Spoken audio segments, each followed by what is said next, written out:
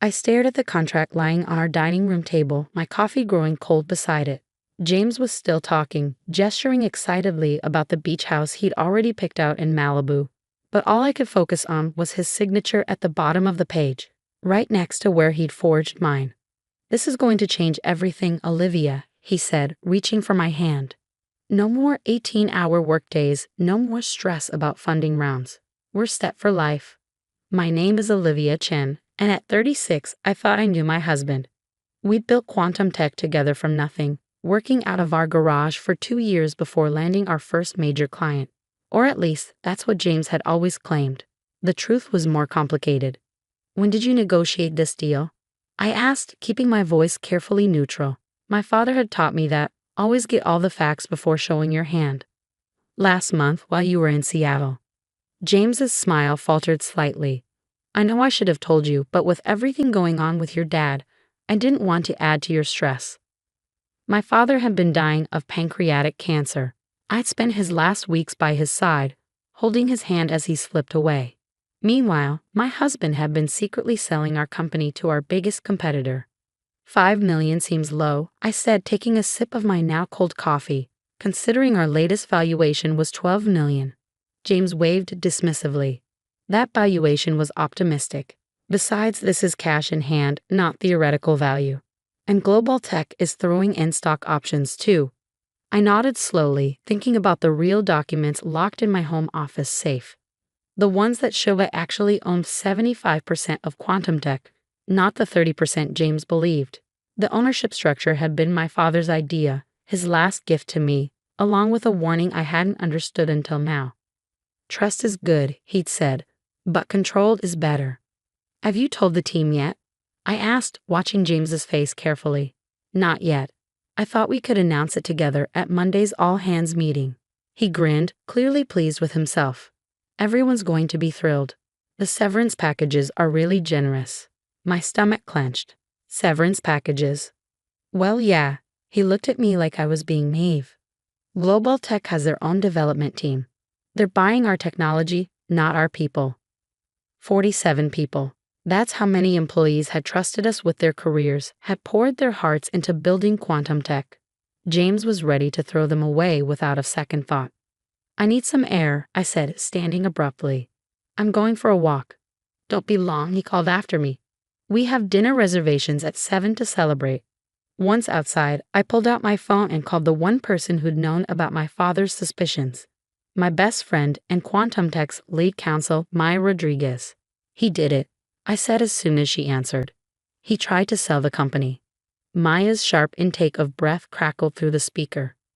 "Without board approval? Without your signature?" "He forged my signature on the contract. I'm looking at it right now." I sent her a photo of the document. Dad was right about everything. The offshore accounts too. I'm still gathering evidence, but probably. I discovered suspicious transfers to a Cayman Islands account 2 weeks ago. Money moving out of the company in small increments that added up to over $2 million. "Okay," Maya said, her lawyer voice kicking in. "Don't let him know you suspect anything. I'll call Judge Martinez and get an emergency injunction to block the sale. Then we need tow."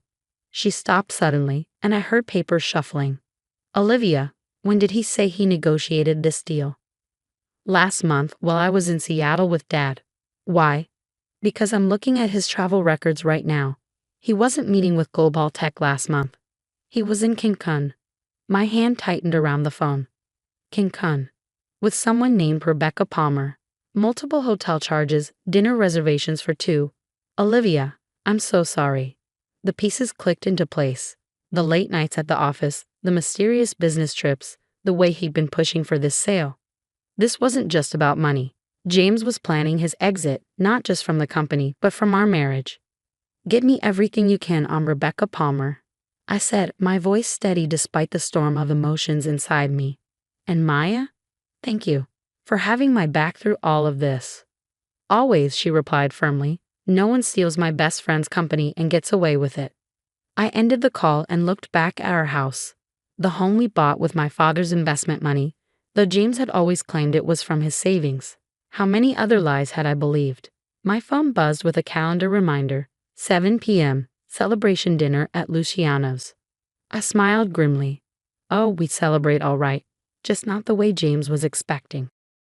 Back inside, I found him in our bedroom, humming as he changed for dinner. Feel better? He asked, adjusting his tie in the mirror. Much, I said, watching his reflection.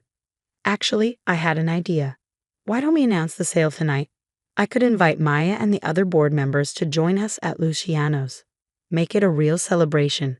James turned, his expression flickering briefly before settling into a smile that didn't quite reach his eyes. The board? Honey, we don't need to involve them yet. This should be our moment. You're right, I conceded, picking up my phone. Though I should at least invite Maya. She's put so much work into the company. No, he said sharply, then caught himself. I mean, let's keep it just us tonight. We can tell everyone else tomorrow. I nodded, pretending not to notice how his hands shook slightly as he finished with his tie. Whatever you think is best. He had no idea that Maya was already setting things in motion, that by morning his carefully constructed plan would start unraveling thread by thread. Ready to go? He asked, holding out his hand. I took it, feeling the wedding ring that had once meant everything to me. Ready. Luciano's was exactly as pretentious as I remembered, all crystal chandeliers and white tablecloths.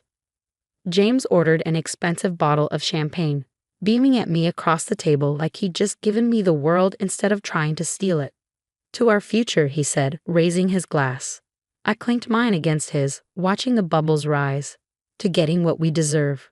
My phone buzzed silently in my lap. A message from Maya. Emergency injunction granted. Sheriff will serve papers to Global Tech tonight. Also, you need to see what I found about Rebecca Palmer. Everything okay? James asked, noticing my expression. Perfect, I smiled, slipping the phone back into my purse. Just a work email. Soon you won't have to worry about those anymore, he said, reaching for my hand.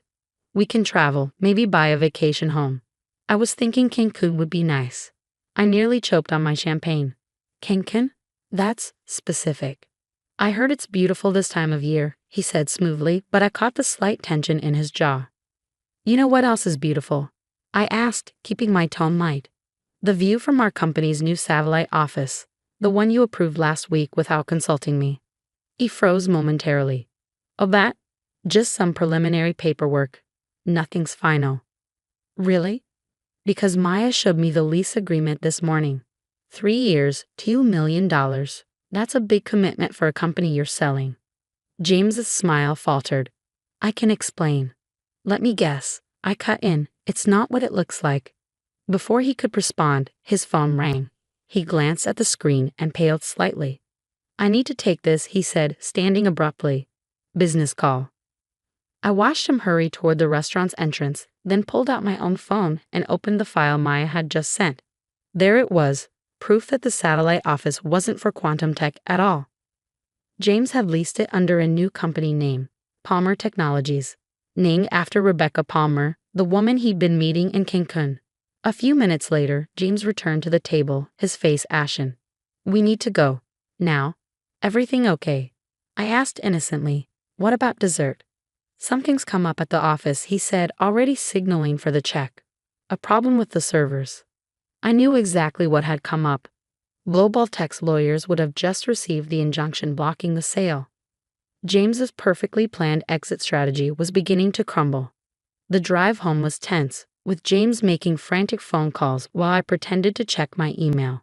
In reality, I was watching a series of text updates from Maya. Global Tech CEO is furious. James' offshore accounts frozen. Rebecca Palmer's real identity confirmed. She's not just his mistress. That last message made me sit up straighter. Not just his mistress. I typed back. Maya's response came quickly. She's Global Tech's VP of Acquisitions. This wasn't just an affair. It was corporate espionage. The pieces were falling into place. James hadn't just been planning to leave me. He'd been working with our competitor to steal our company's technology. The sale was just a cover for transferring our intellectual property to Global Tech. As we pulled into our driveway, James was still on the phone, his voice rising in panic. What do you mean they got an injunction? Who could have? No, that's impossible. I have all the necessary signatures. I got out of the car and headed inside, leaving him to his crisis.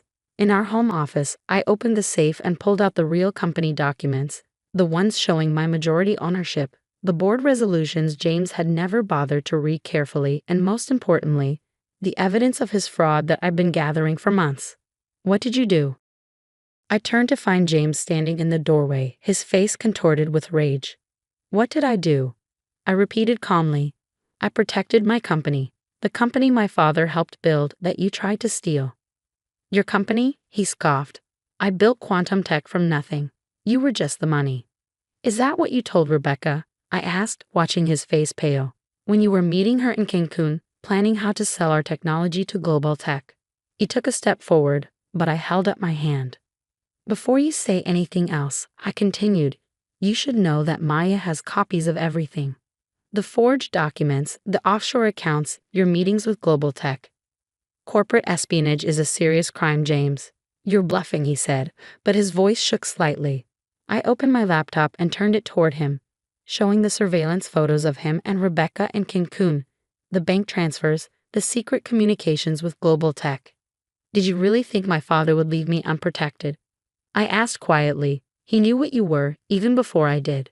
That's why he made sure I had controlling interest in the company. James lunged for the laptop, but I was faster, stepping back as Maya and 2 police officers appeared in the doorway behind him. James Thompson, one of the officers, said, "You're under arrest for fraud and attempted corporate espionage." As they led him away in handcuffs, he kept looking back at me, his face a mask of disbelief and rage. "You'll regret this," he spat. "You're nothing without me." I watched from the window as the police car drove away, feeling strangely empty.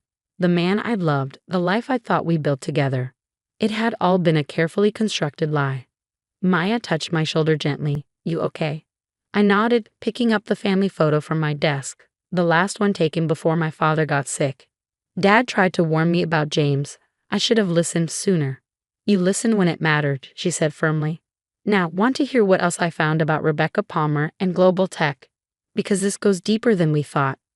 The next morning, Quantum Tech's offices were buzzing with nervous energy. I called an emergency all-hands meeting, and now faced 47 anxious faces as I stood at the front of our main conference room. "By now, you've probably heard rumors," I began, my voice steady despite my racing heart. "Yes, James has been arrested. Yes, there was an attempted sale to global tech. But no, none of you are losing your jobs." The relief in the room was palpable, but I wasn't finished. "What you don't know is that for the past 6 months, James has been working with global tech to steal our technology. He tried to sell the company for less than half its value while transferring our core IP through backdoor channels." Maya stepped forward, pulling up a presentation on the screen behind me. "We've uncovered evidence of systematic corporate espionage," she explained.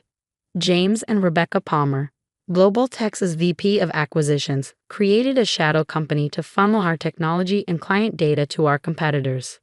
The room erupted in shocked murmurs. These people had trusted James, had believed in his leadership. Finding out he'd betrayed not just me, but all of them, hit hard. "There's more," I continued once the noise died down. "We've discovered that at least 3 other tech startups were targeted by the same scheme. Global Tech would identify promising companies, insert themselves through various means, usually romantic relationships with key executives, and then systematically strip the companies of their assets." I clicked to the next slide, showing the pattern of failed startups in Global Tech's wake. But they made one crucial mistake with us. They underestimated how many safeguards my father put in place before he died. The next few hours were a blur of questions, explanations, and reassurances. By the end of the day, our entire team knew the truth and, more importantly, understood their role in what came next. Because this wasn't just about saving quantum tech anymore. We had a chance to expose a corporate conspiracy that had destroyed dozens of smaller companies. That evening, as I sat in my office reviewing the evidence we gathered, my phone rang. The caller ID showed a number I didn't recognize. "Ms. Chen?" A woman's voice said when I answered. "This is Rebecca Palmer. We need to talk." I put the call on speaker so Maya could hear. "I think your lawyers would advise against that, Ms. Palmer." "My lawyers don't know I'm calling," she replied, her voice tense. "Look, you have no idea what you're dealing with. This goes way beyond James or Global Tech." Then enlighten me. She paused and I could hear traffic in the background. Not over the phone. Meet me at the Riverside Park in an hour. Come alone. I looked at Maya, who was already shaking her head. It's a trap, she mouthed. Why should I trust you? I asked Rebecca. Because I have proof that your father's death wasn't natural, she said quietly. The cancer diagnosis, it was engineered. The phone nearly slipped from my hand. What? 1 hour. The bench by the fountain. Don't be late. The line went dead. Maya was already on her phone, calling her contacts in law enforcement. Within 30 minutes, we had plainclothes officers positioned throughout the park and a wire hidden under my jacket. Rebecca was already at the bench when I arrived, looking nothing like the polished executive from the surveillance photos. Her designer suit was wrinkled, her hair disheveled. They're going to kill me, she said without preamble. Once they realize I'm talking to you, I'm dead. Who's they? She pulled out a USB drive with shaking hands. It's all here, the whole operation. Global Tech isn't just stealing technology. They're eliminating anyone who might expose them. Your father figured it out. That's why they had to move quickly with James. I felt sick. Are you saying they murdered my father? They have people inside pharmaceutical companies, hospitals. They can make anything look natural. She pressed the USB drive into my hand. James doesn't know the half of it. He thought this was just corporate espionage, but it's... A sharp crack split the air. Rebecca's eyes went wide, then blank. She slumped forward as screams erupted around us. The next few hours were chaos. Police swarming the park, reporters gathering at the edges, Maya pulling strings to keep my name out of the immediate coverage.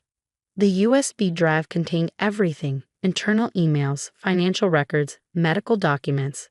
A conspiracy so vast it seemed impossible, yet the evidence was undeniable. 3 weeks later, I stood in front of Quantum Tech's team again, but this time with federal agents beside me. The investigation is ongoing, I explained, but arrests are being made. Global Tech's entire executive board, hospital administrators, even some government officials who helped cover it up. James had already pleaded guilty to lesser charges in exchange for his testimony. He would serve time, but more importantly, he would help bring down the people who had murdered my father. Maya touched my arm gently. Ready for the press conference? I nodded, straightening my jacket. Outside, cameras waited to hear the story of how a small tech company had uncovered one of the biggest corporate conspiracies in recent history. But first, I had one stop to make. At my father's grave, I placed fresh flowers and the news article announcing Global Tech's downfall.